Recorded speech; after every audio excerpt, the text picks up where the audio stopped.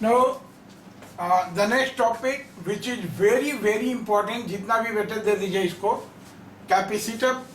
Capacitive circuit को छू मंतर करने के लिए सर्किट है जिसको हम लोग बोलते हैं delta two star conversion in capacitor. Resistance में आपको बताए हैं, बहुत ही अच्छा लॉजिक था ये, और अनबैलेंस व्हीटस्टोन ब्रिज को बहुत आसानी से सोल्व कर लेते थे। Now in case of capacitor देखिए जैसा है, suppose this point is A, this point is B and this point is C. अगर सर्किट में कभी कभी ऐसे डेल्टा फॉर्म ट्रायंगल के शेप में होते हैं ये कैपेसिटर, तो इनको हम लोग बोलते हैं डेल्टा। नाउ इनको सोल्व करना बहुत डिफिकल्ट हो जाता है और सर्किट हमारी कॉम्प्लिकेट हो जाती है। हमको किरचॉफ रूल या अनबैलेंस व्हीटस्टोन ब्रिज के रोटेशन सिमेट्री या नोडल प्लान लगाना पड़ता है। नाउ इस केस में हम आपको एक टेक्निक बताने जा रहे हैं कि आप सीधे जो ये नेटवर्क है डेल्टा से जुड़े हुए हैं, आप सीधे इनको स्टार बना सकते हैं। और स्टार बनेगा तो क्या होगा हमारा, देखिए स्टार बनेगा C1, C2 और C3। तो ये ए पॉइंट पर ये C1, C2, C3 इलिमिनेट हो जाएंगे और उसका कॉरेस्पॉन्डिंग स्टार होगा जिसको हम डिफरेंट कलर से बता रहे हैं। ये दोनों C1 और C2 खत्म होगा तो हमारा स्टार जो बनेगा वो इस तरह से होगा, राइट। और इस स्टार का नाम देंगे हम लोग C12, राइट। इस स्टार का हम नाम दिए दिस इज C12, राइट। ये है इस पॉइंट पर। सिमिलरली देखिए C1 और C3 को जब इलिमिनेट करेंगे तो ये जो हमारा स्टार बनेगा उसका नाम देंगे हम C13, राइट।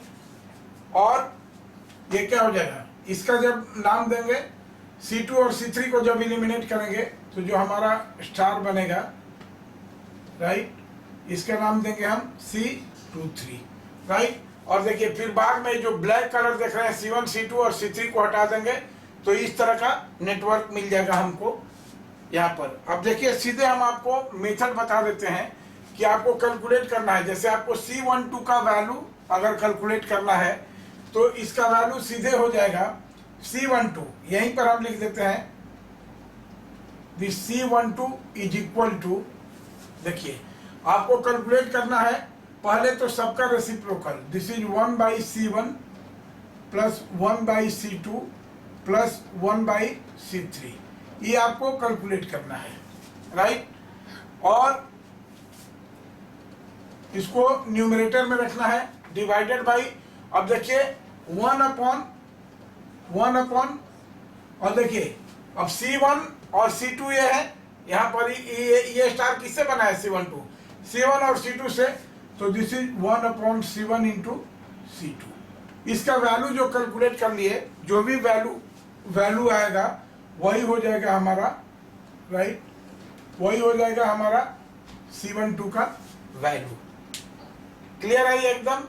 चलिए सिमिलरली अगर हम C13 की बात करें, C13 तो क्या हो जाएगा, ये C13 तो ये रहेगा ही 1/C1 plus 1/C2 plus 1/C3, ये तो रहेगा ही रहेगा, डिवाइडेड बाई क्या हो जाएगा 1/C1 इंटू C3। देखिए कितना है 1/C1 इंटू C3, बहुत ही इजी है ये। और ये वैल्यू हो गया हमारे इस स्टार का।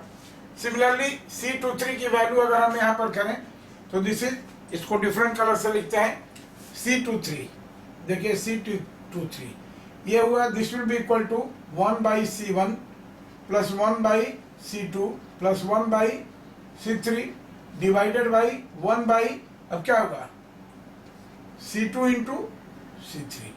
तो इस तरह से हम सारे स्टार का वैल्यू कैलकुलेट कर लेंगे और फाइनल सर्किट के जो A, B और C ये जो एंड पॉइंट होंगे वो हो जाएगा।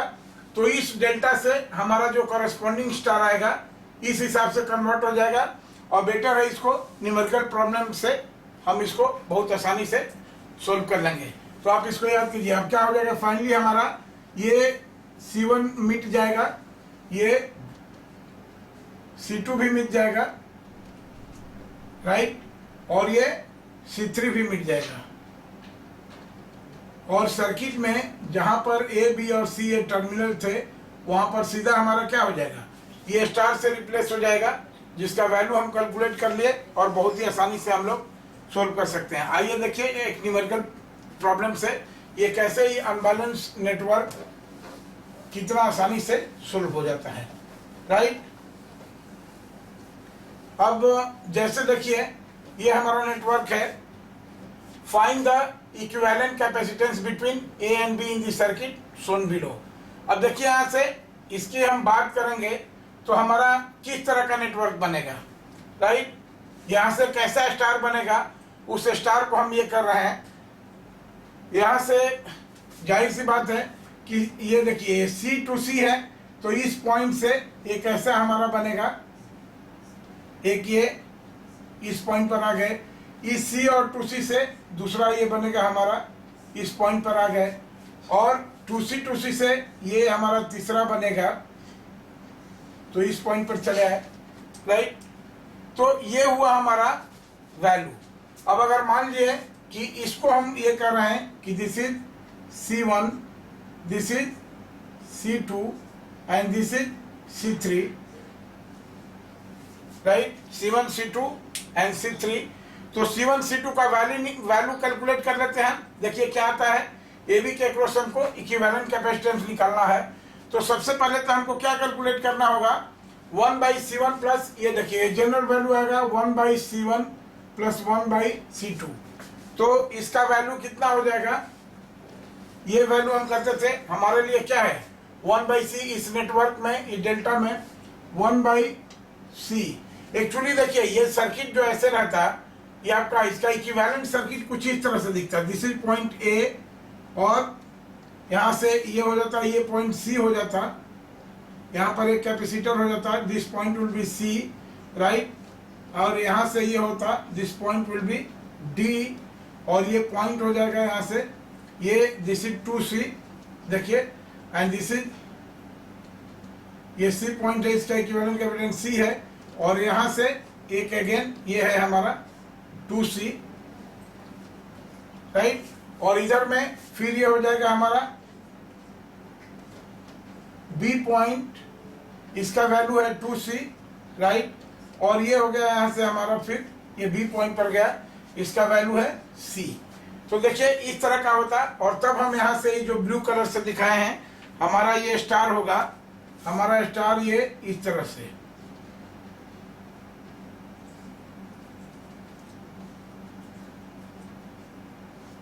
राइट। अब देखिए इसका नाम हमने दे दिया C1, इसका नाम हमने दिया है C2, और इसका नाम दिया है हमने C3, राइट। तो चलिए सबसे पहले हमको 1/C1, तो देखिए यहाँ पर क्या है 1/C प्लस 1/2C, 1/2C, अब प्लस ये भी 2C है तो 1/2C। तो ये कितना हो जाएगा, इसका वैल्यू आ जाएगा, देखिए यहाँ पर 2C अगर एलसीएम ले लेते हैं तो ये हो जाएगा, this is 2 plus 1 plus 1 plus 1, 4/2C which is equal to 2/C।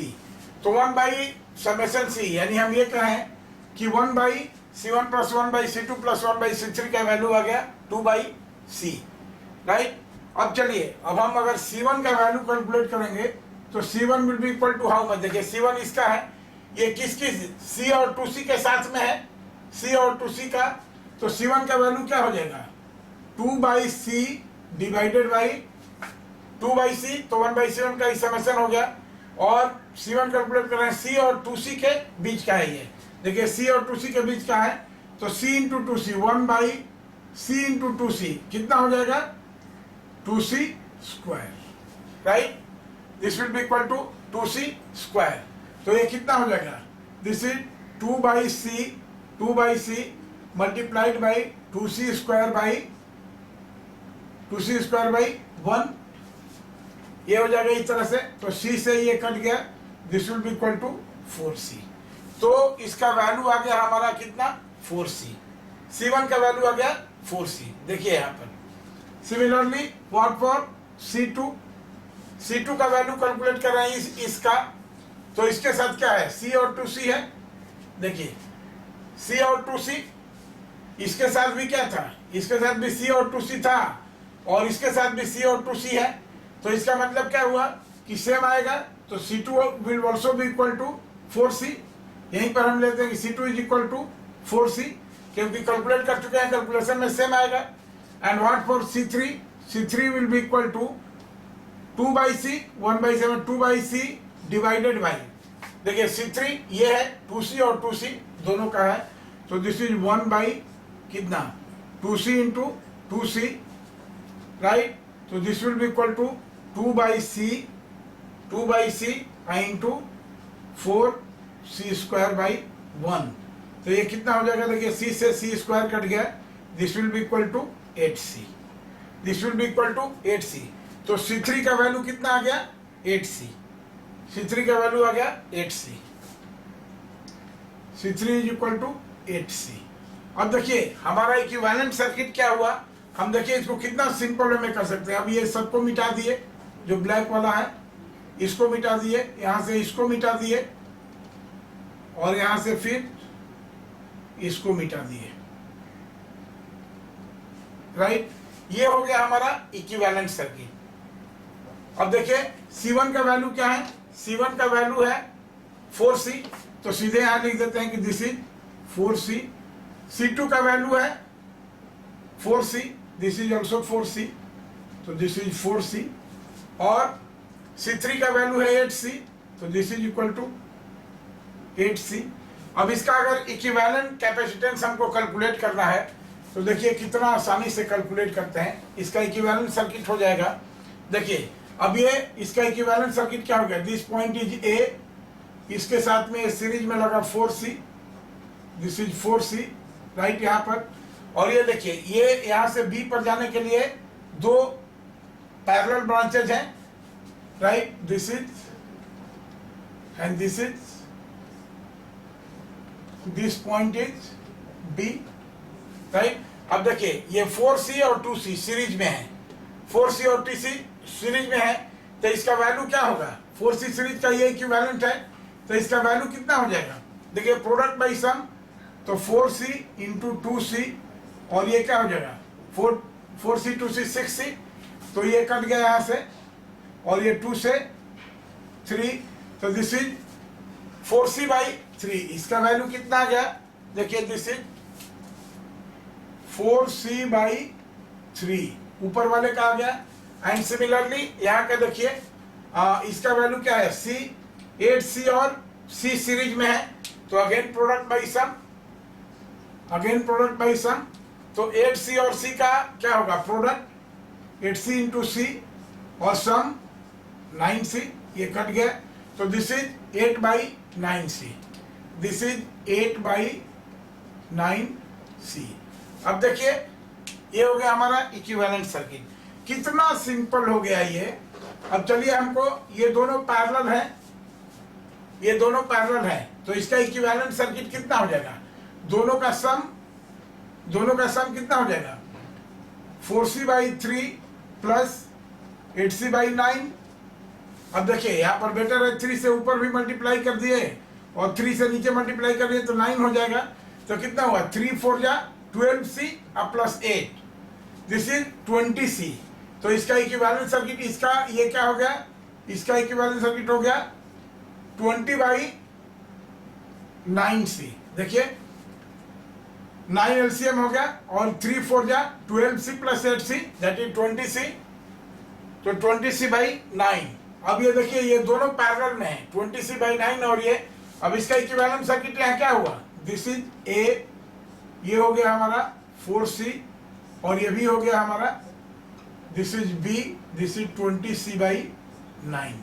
तो ये दोनों सीरीज में है, इसलिए CAB क्या हो जाएगा सीरीज में, product by sum, that is 4C into 20C/9 divided by 4C plus 20C/9, right. तो ये कितना हो जाएगा, this will be equal to, देखिए अब ये हो जाएगा 9 तो नीचे से कट जाएगा, तो ऊपर में क्या बचेगा 80C², ऊपर में बचा हमारा 80C², 9/9 तो यहाँ भी आएगा, और ये क्या हुआ 9 4 जा 36 प्लस 20 क्या हो जाएगा 56C बाई 9 तो कट ही जाएगा, राइट। तो देखिए ये C से C स्क्वायर कट गया, सो दिस विल बी 80/56। तो 8 से कटाएंगे इसको तो ऊपर में हो गया 10 और दिस विल बी 7, राइट। तो 10/7C this will be the answer. देखिए कितना आसानी से विदाउट यूजिंग किरचॉफ्स लॉ हम लोग इसको सोल्व कर लिए। तो 10/7C will be equivalent capacitance across AB। Okay, thank you.